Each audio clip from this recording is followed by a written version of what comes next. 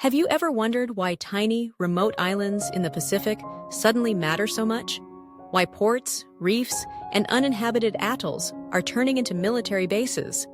Welcome to a geopolitical chessboard where China is moving its naval pieces with strategic precision. And today, we're decoding the expansion you've probably heard of, but may not fully understand.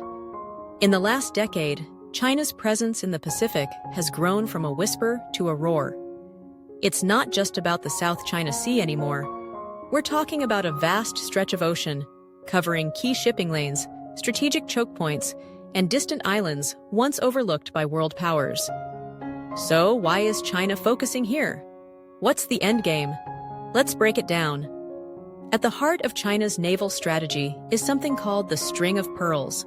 It's a network of military and commercial facilities, ports, bases, and outposts that extend from mainland China across the Indian Ocean and into the Pacific. This network is not just about economics or diplomacy. It's about control, influence, and presence. One major driver of this expansion is energy security. China imports around 80% of its oil through sea routes. If those routes are vulnerable, China is vulnerable. So what do? You build strategic outposts along the way. Places like Gwadar in Pakistan, Hambantota in Sri Lanka, and now, a growing footprint in the Solomon Islands, Papua New Guinea, and Kiribati. Take the Solomon Islands, for example. In 2022, it signed a controversial security pact with Beijing. This raised alarms in Canberra and Washington. Why? Because a Chinese military base in the South Pacific would allow Beijing to project power deep into a region historically under Western influence. The same goes for the rumored port developments in Papua New Guinea. These moves aren't random, they're calculated.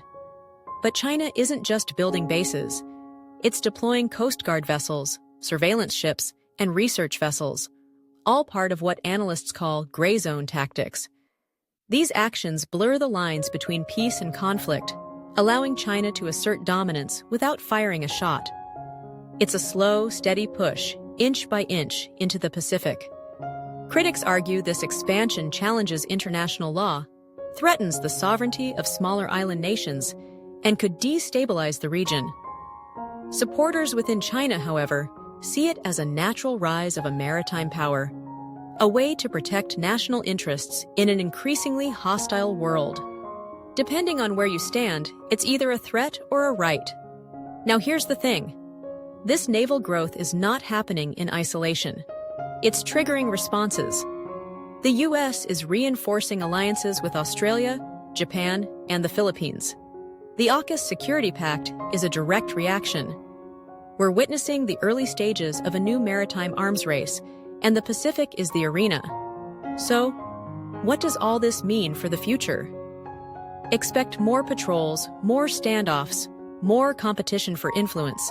The Pacific, once seen as a vast blue space, is now a tightly contested zone. China's navy isn't just growing in size, it's growing in ambition. And now, you know why those tiny islands, and the ships circling them, matter more than ever. If you found this breakdown insightful, why not dive deeper with us? Hit that subscribe button and join our growing community where we explore the forces shaping our world. Because in a time of silent expansion, staying informed is your loudest response.